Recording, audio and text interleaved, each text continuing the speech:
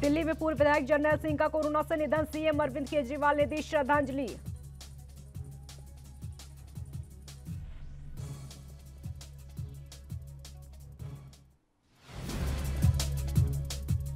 Corona संकट में भारत को 32 देशों से मिली सहायता सामग्री। ऑस्ट्रेलिया से भारत आई मेडिकल मदद। 1056 वेंटिलेटर के साथ 60 ऑक्सीजन कंसंट्रेटर लेकर पहुंची फ्लाइट। देश भर में कोरोना का कहर लगातार जारी। देश में 3,43,144 नए केस आए सामने, 4,000 मरीजों की मौत।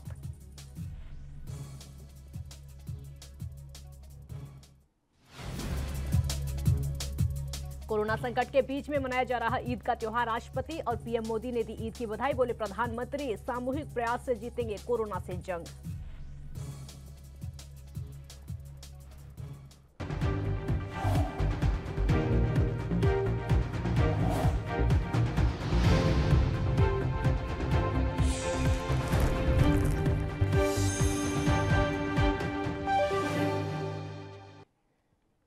नमस्कार, आप देख रहे हैं एनवी न्यूज। मैं हूं आपके साथ काजल ठाकुर। इस वक्त की बड़ी खबर आपको बता देते हैं। इस वक्त की ब्रेकिंग न्यूज जो सामने आ रही है। देश भर में कोरोना का कहर लगातार जारी है। देश में कोरोना की रफ्तार लगातार देखने को मिल रही है। अलग अलग राज्यों से अलग अलग खबरें सामने आ रही है।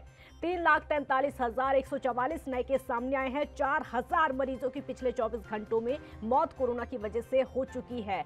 2,62,317 मरीजों की मौत अब तक हो चुकी है। 24 घंटे में 20,27,162 लोगों को वैक्सीन लगाई है। इस वक्त की बड़ी खबर आपके सामने, ब्रेकिंग न्यूज। लगातार कोरोना संक्रमण बढ़ता चला जा रहा है। संक्रमितों की संख्या लगातार बढ़ती चली जा रही है। मौत के आंकड़े भी ठीक वैसे ही बढ़ रहे हैं। 3,43,144 केस और 4,000 मरीजों की मौत पिछले 24 घंटों में हो चुकी है। कोरोना की रफ्तार जिस तरीके से लगातार होती जा रही है। वैक्सीनेशन हालांकि हो रहा है। भारत में अब तक जो केस है वो हर रोज 3 लाख को आंकड़ा पार कर रहा है। देश में अब तक मरीजों की जो मौत हो चुकी है वो 2,62,317 मरीजों की मौत हो चुकी है और 20,27,000 से ज्यादा लोगों को वैक्सीन हमारे देश में लगाई जा चुकी है। इस वक्त की ब्रेकिंग न्यूज आपके सामने। रोजाना कोरोना केसेस लगातार बढ़ते चले जा रहे हैं, लेकिन जो ये आंकड़ा है 3 लाख से कम होने का नाम नहीं ले रहा है। हालांकि थोड़ी राहत है, थोड़ा सा जो आंकड़ा है वो कम हुआ है, क्योंकि पहले हम देख रहे थे रोजाना 4 लाख के करीब केस आ रहे थे सामने। और अक्षय तृतीया पर श्रद्धालुओं ने उत्तर प्रदेश के वाराणसी में गंगा नदी में स्नान किया। श्रद्धालुओं का कहना है कि कोरोना की वजह से भीड़ कम देखने को मिल रही है और पैर रखने के लिए अब तक वहां पर जगह नहीं रहती थी, ऐसी स्थिति रहती थी। कोरोना काल ने सब खत्म कर रख दिया है, ये लोगों का कहना है।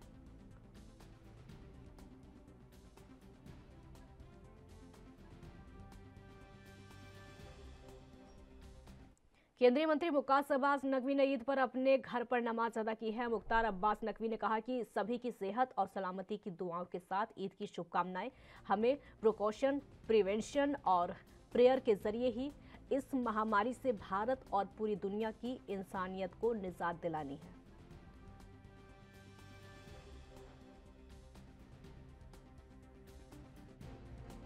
से न केवल भारत को बल्कि पूरी दुनिया की इंसानियत को निजात दिलानी है और यही प्रिकॉशन, यही प्रिवेंशन और यही प्रेयर हमें जो है वो इस पैंडेमिक से निजात दिलाएगी।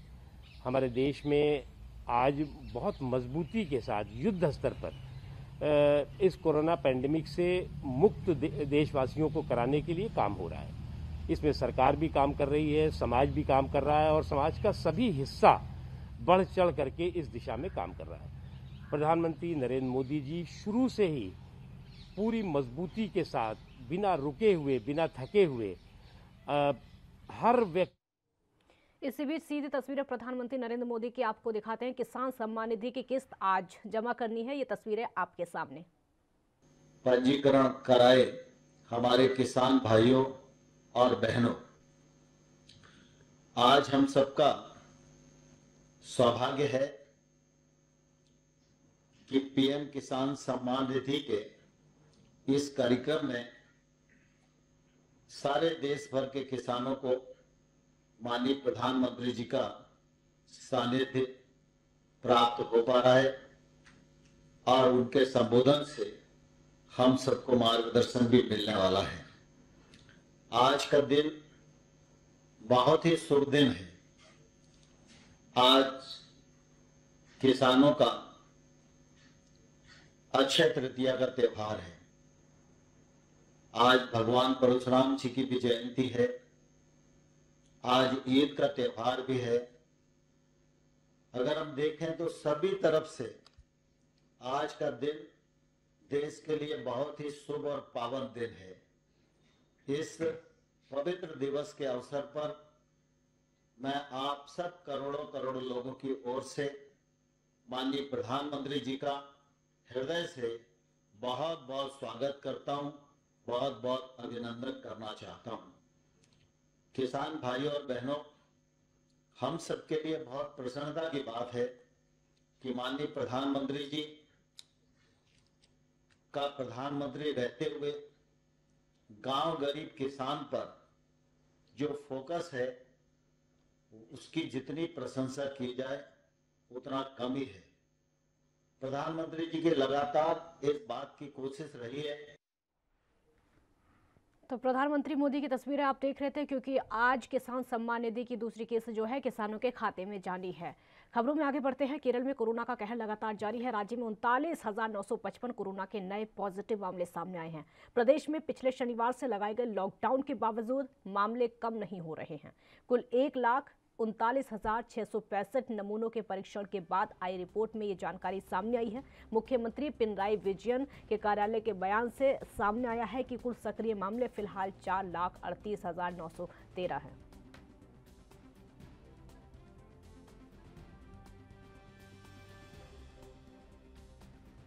तो महाराष्ट्र में मामले कम हुए हैं, लेकिन केरल में कम होने का नाम नहीं ले रहे हैं।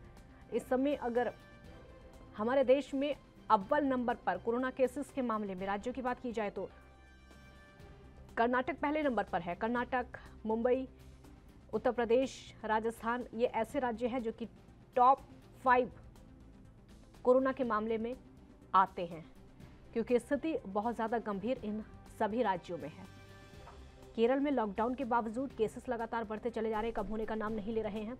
वैक्सीनेशन हो रहा है, लेकिन वैक्सीन खत्म होने की वजह से समस्या और ज्यादा विकराल रूप लेती जा रही है। तो देश में वैक्सीन की कमी का असर अब टीकाकरण पर देखने को मिल रहा है। दिल्ली समेत कई राज्यों ने वैक्सीन की पर्याप्त व्यवस्था न होने की वजह से कई टीकाकरण केंद्र बंद कर दिए हैं, और इसी का परिणाम है कि पिछले एक दिन में 19 लाख लोगों को ही वैक्सीन लग पाई है, जबकि उससे पहले ये आंकड़ा 24 लाख तक पहुंच गया था। वहीं दूसरी लहर से पहले देश में हर दिन 30 से 35 लाख लोगों को खुराक दी जा रही है, और सरकारी आंकड़ों के ही मुताबिक बीते 2 दिन में ही वैक्सीन लेने वालों में तकरीबन 5 लाख की कमी आई है। वैक्सीन की कमी से टीकाकरण केंद्र बंद कर दिए गए हैं। अगर देश की राजधानी दिल्ली की बात करें तो वहां पर कुछ वैक्सीनेशन सेंटर को बंद कर दिया गया है, क्योंकि वैक्सीन खत्म हो चुकी है। कोवैक्सीन पूरी तरीके से खत्म हो चुकी है। कोविशील्ड हालांकि है, लेकिन वो भी सिर्फ 1 या 2 दिन की बची हुई है, जो कि दिल्ली सरकार की तरफ से कहा गया है। अब भारत बायोटेक ने वैक्सीन देने से इनकार कर दिया है, जिसके चलते राज्य सरकारों ने अपने अपने स्तर पर ग्लोबल टेंडर निकाला है ताकि उनको वैक्सीन मिल सके, ताकि विदेश उनको वैक्सीन दे सके। अगर केंद्र सरकार वैक्सीन मांगती तो ज़्यादा अच्छा होता, आसानी से मिल सकती थी, लेकिन राज्य सरकारें अपने अपने स्तर पर अब मांग रही है। यूपी के बहराइच में आगामी ईद के त्योहार के मद्देनजर रखते हुए जिला प्रशासन अलर्ट मोड पर है। त्योहार को सकुशल संपन्न कराने के लिए पूरी तरीके से प्रशासन अलर्ट मोड पर है, और इसी कड़ी में बहराइच में सीओ सिटी के साथ एसडीएम सदर ने जिले का रूट मार्च किया और लोगों को सुरक्षा का एहसास कराया। साथ ही उन्होंने कहा कि इस बार ईद का जो त्योहार है सभी लोग अपने घरों में रहकर मनाएं, शासन के जारी निर्देशों का पालन करें।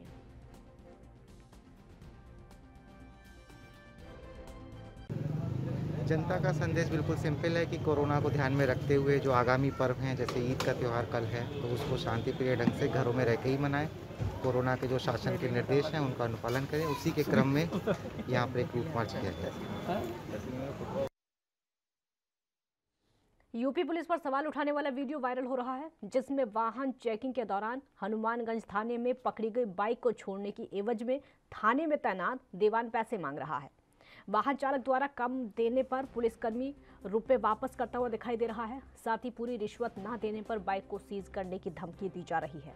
पुलिसकर्मी विभागीय अधिकारियों को भी मैनेज करने की बात कर रहा है। हालांकि वीडियो वायरल होने पर पुलिस अधीक्षक ने पुलिसकर्मी को लाइन हाजिर किया है।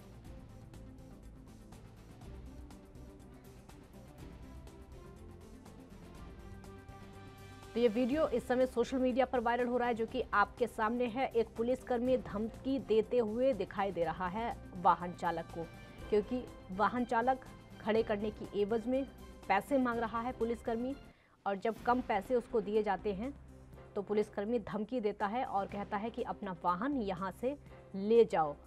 तो ये उत्तर प्रदेश की पुलिस पर सवालिया निशान। यूपी सरकार जितने दावे करती है कि पुलिस वहाँ के दावों को खोखला करती हुई साबित होती है। ये कोई पहला मामला नहीं है। उत्तर प्रदेश में पहले भी कई बार ऐसा हो चुका है, जब वीडियो वायरल होती हैं यूपी पुलिस की, पुलिस कर्मचारियों की, और वो इस तरह की हरकतें जब करते हैं। पैसे ना देने की एवज में बाइक सीज करने की धमकी दी है। वीडियो में साफ तौर पर दिखाई दे रहा है किस तरीके से धमकी देता हुआ पुलिसकर्मी इस बाइक चालक को दिखाई दे रहा है, क्योंकि इस पुलिसकर्मी ने जितने रुपए मांगे, युवक इतने रुपए नहीं दे पाया, कम देने की बात कही, तो पुलिसकर्मी को गुस्सा आ गया और धमकी दे डाली कि यहाँ से अपना वाहन ले जाओ। साथ ही ये भी कहा गया कि अन्य पुलिसकर्मियों को भी पैसे बांटने हैं, इसीलिए वो पैसे ज़्यादा मांग रहा है। यूपी पुलिस पर सवालिया निशान। ये जो वीडियो वायरल हो रहा है गवाही देता है कि कितनी भ्रष्टाचारी पुलिस उत्तर प्रदेश की। कौशाम्बी में देवखरपुर गांव में जमीनी विवाद में दो पक्ष आमने सामने आ गए। दोनों के बीच में काफी देर तक लाठी डंडे चले। मौके पर पहुंची पुलिस ने मामले को शांत कराया। घटना में 2 महिला समेत एक पुरुष घायल बताया जा रहा है। पुलिस ने घायलों को प्राथमिक उपचार के लिए अस्पताल भेजा है। मारपीट की जो घटना का वीडियो है कुछ ही देर में सोशल मीडिया पर वायरल हो गया। वायरल वीडियो में एक पक्ष पर कुछ लोग लाठी डंडे से एकजुट होकर हमला करते हुए दिखाई पड़ रहे हैं।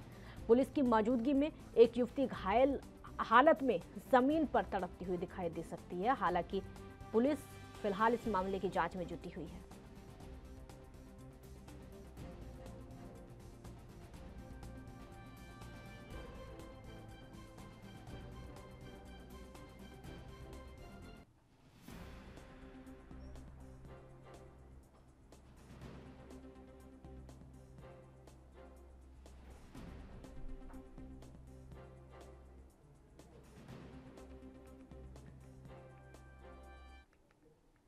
और वहीं रोहतक जिले की सांपला मंडी में हजारों क्विंटल गेहूं बारिश में भीगने के बाद खराब हो गया है। उसी खराब गेहूं को सुखाकर और मिट्टी मिलाकर साफ सुथरे गेहूं के साथ मिलाकर बोरियों में भरा जा रहा है। और ये सब कारनामा मार्केट कमेटी के अधिकारी और वेयर हाउस के मैनेजर की मिलीभगत से किया जा रहा है।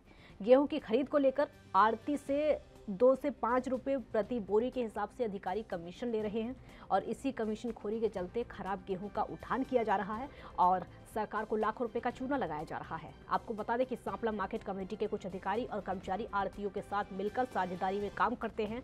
वहीं इस बारे में जब हमारी टीम ने अधिकारियों से बात करनी चाहिए तो अधिकारियों ने कैमरे पर बोलने से साफ मना कर दिया। उन्होंने कहा कि कुछ तो राजनीतिक दबाव होता है और कुछ आपसी भाईचारा, जिसके चलते मजबूरन आंखें बंद करनी पड़ती हैं।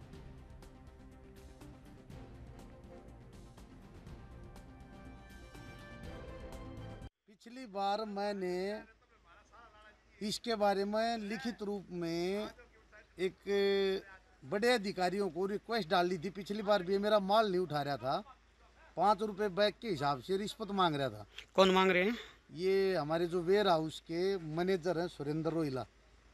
सुरेंद्र रोहिला ने पिछली बार भी डिमांड की है और अब भी माल नहीं उठा। क्या अब भी कोई डिमांड? बार क्या हुआ, मैंने इसको पैसे नहीं दिए तो अब की बार ये मेरे को बोला कि पिछले मेरे 5 रुपए के हिसाब से पैसे दे, और अब की तेरी 52,000 रुपये की जो ऑक्शन हो रखी है उसके भी पैसे मेरे को बना के पूरे पैसे दे, तब तेरा माल उठाऊंगा। बीच में इसने मैंने 20,000 रुपये इसको उधारे दिए थे, तो इसने मेरा माल कुछ उठा लिया था। उसके बाद मैंने पैसे देने से मना कर दिया, इसलिए ये सब मेरे साथ ऐसा कर रहा है। तो इसकी शिकायत भी कहीं आपने करी है? शिकायत नहीं करी, मैंने तो बड़े अधिकारियों को इसके बारे में अवगत कराया है। सीएम विंडो पर भी और भी अधिकारियों को मेल डाली, एक भी मेरे साथी ऐसा ऐसा कर रहा है, मेरा माल उठवाया जाए।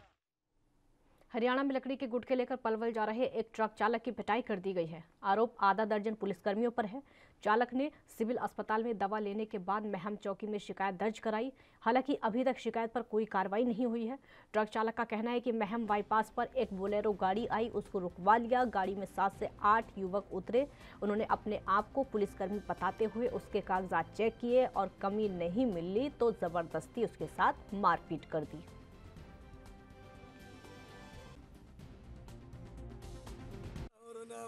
राजस्थान का मैं सौर नाम है। क्या दिक्कत हुई आपकी यार? दिक्कत ये हुई, रात 12 बजे पुलिस वाले आए पीछे से, गाड़ी आगे लगा ली, लगा के गाड़ी के अंदर बैठ गए तो कांटे पर चाल बोले, कांटा करवाया, कांटा करो। गाड़ी तीन में भाव जी कांटा किस लिए करा रहे हो, गाड़ी तो अंडरलोड है। तो बोले अंडरलोड है तो तुम चले जाइए, मैं तेरे को नहीं कुछ भी बोलेंगे। कांटा करवाया तो गाड़ी ओवरलोड भी हो ही नहीं, कांटा जितने 10 आदमी चढ़ा दिए तो भी गाड़ी ओवरलोड नहीं, अंडरलोड ही रही गाड़ी। फिर वहाँ से पीटते पीटते ले यहाँ ले आके बस अड्डे के अंदर ले आके पीटा, मैं गाड़ी के नीचे पड़ के मेरी जान बचाई। 29 टन वाला 35 टन गाड़ी पासिंग है।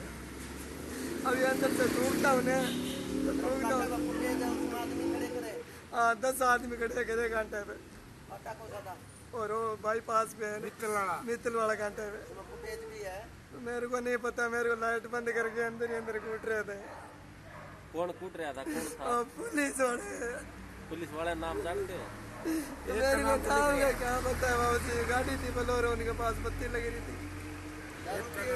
6 आदमी चढ़ रहे, फुल दारू पी रखी, 6 आदमी चढ़ रहे थे, पूरे कपड़ा यहाँ से पकड़ा मेरे को, सीधा गाड़ी से नीचे डाला। एक सावरमल सन्नो मुंशीराम वासी चूरू हमारे पास शिकायत करना आदा कि मेरे साथ मारपीट की, जिसका आरटीओ स्टाफ ने, जिसकी गाड़ी नंबर RJ07 GE 0031 ट्रक है 16 टैरी, जिसका आरटीओ ने चालान काट रखा है, और जो फाइल थी उसकी कागज वो बस स्टैंड पे है। चालान हमने पता नहीं कितने रुपया काट रखा, उन्हें दरखास्त दे दी, उसकी जांच चल रही है, जैसी कार्रवाई होगी वैसे अमल में लाई जाएगी। अयोध्या में इस बार 2 दिन ईद मनाई जानी। आपको बता दें कि जामा मस्जिद टाटशाह कमेटी ने ईद की घोषणा कर दी।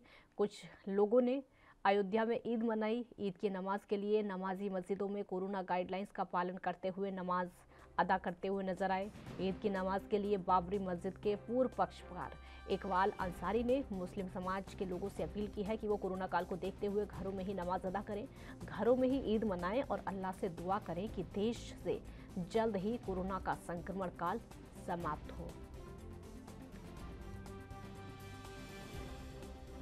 सवाल हमारे देश का है और त्योहार ईद का है।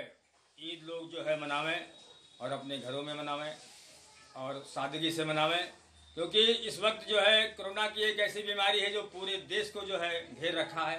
बहुत से लोग परेशान हैं। इस बीमारी में घर घर जो है बीमारी जो है पहुंच चुकी है और लोग इसका एहतियात भी बरत रहे हैं। जैसी गाइडलाइंस आई है सरकार से उसका लोग पालन भी कर रहे हैं और बहुत अच्छी तरीके से लोग करें, क्योंकि हमारे अल्लाह के रसूल ने भी जो है फरमाया है कि जो बीमारियां, अल्लाह के रसूल ने साफ साफ कहा है कि जो बीमारियां फैलने वाली हों उससे आप जो है दूर रहें, उससे बच के रहें। और ये नहीं है कि मतलब बिल्कुल दूर रहें, फौरी उसका इलाज करें और उससे एहतियात बरतें। अपनों से उसको थोड़ा सा जो है दूरी बनाएं, अलग जो है उसको रखें और दूर रहें, क्योंकि बीमारी जो फैलने वाली है अल्लाह के रसूल ने साफ कहा है कि बीमारियां जो है फैलने वाली बीमारी जो है उससे आप दूर रहें। तो ईद का त्यौहार है तो लोग जो है नमाज भी पढ़ें, 5 आदमी की गाइडलाइंस है और खुशी मनाने की जरूरत नहीं ना, क्योंकि देश संकट में है, चाहे वो हिंदू हो चाहे वो मुसलमान हो, कोई भी जात का हो, तो साथ जो है सबका देना चाहिए। हर खुशी में अगर कहीं खुशी है तो सारे लोगों को जो है मिल करके मनानी चाहिए, अगर गम है तो सारे लोगों को मिल के मनाना चाहिए। हम ये चाहते हैं कि जो भी सरकार ने गाइडलाइंस जारी किया है,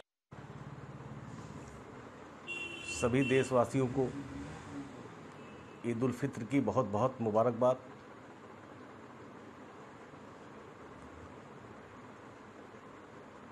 मैं अपने तमाम मुसलमान भाइयों से अपील करना चाहता हूं, जिस तरह से कोविड-19 के तहत ये महामारी और बीमारी पूरे देश में फैला हुआ है। इसको देखते हुए जो प्रदेश की सरकार ने गाइडलाइन जारी की है, बड़ी जिम्मेदारी से उसका पालन करते हुए अपने अपने घरों में सादगी से ईद मनाएं, अपने अपने घरों में ईद उल फित्र की नमाज अदा करें और बाद नमाज अल्लाह से दुआ करें कि आज हमारा देश जो इस महामारियों से जूझ रहा है, इससे निजात मिले। और टेलीफोन के माध्यम से आप लोग एक दूसरे को बधाई देते हुए और अपने तमाम रिश्तेदारों से भी अपील करें कि देश में जो ये कोरोना जैसा महामारी फैला हुआ है। एक छोटे से ब्रेक का वक्त यहाँ पर हो गया है, जल्द हाजिर होंगे।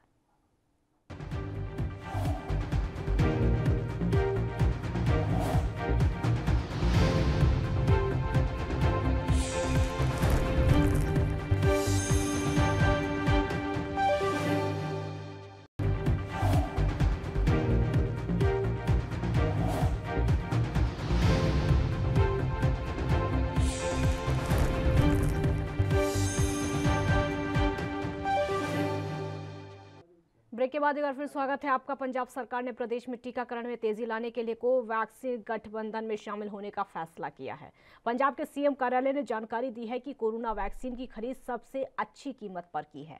वैक्सीन की कमी को खत्म करने के लिए पंजाब ऐसी पहल करने वाला पहला राज्य बन गया है। कैप्टन अमरिंदर सिंह के नेतृत्व वाली पंजाब सरकार ने गुरुवार को वैश्विक सोर्सिंग और अच्छी कीमत पर कोविड के टीकों की खरीद के लिए कोवैक्स फैसिलिटी अलायंस में शामिल होने का फैसला किया है, जिसके बाद ऐसा करने वाला पंजाब देश का पहला राज्य बन गया है जिसने वैक्सीन की कमी को दूर करने के लिए इस तरह की एक रणनीतिक पहल की है। ये निर्णय कैबिनेट की बैठक के दौरान लिया गया, जिसमें औद्योगिक श्रमिकों के लिए कोवैक्सीन की खरीद को मंजूरी दी गई।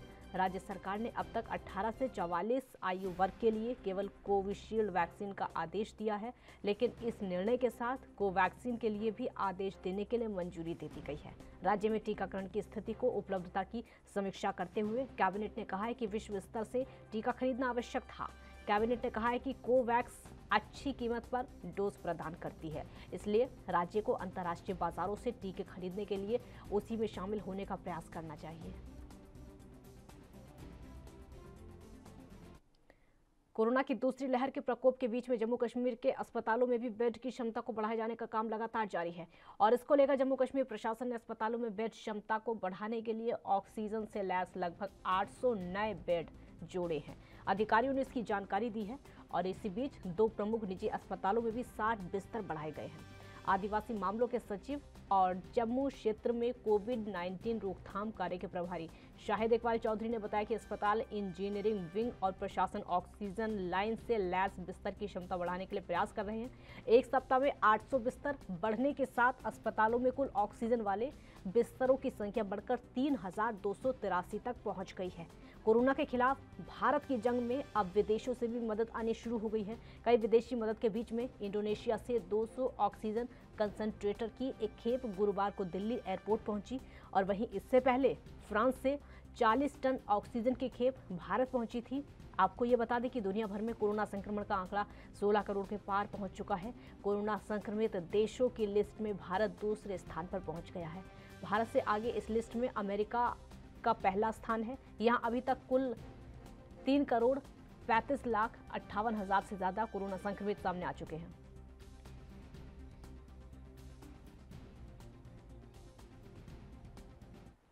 इसी बीच में दिल्ली के स्वास्थ्य मंत्री सत्येंद्र जैन प्रेस कॉन्फ्रेंस करें। सीधे तस्वीरें आपको दिखाते हैं, क्या कुछ कह रहे हैं।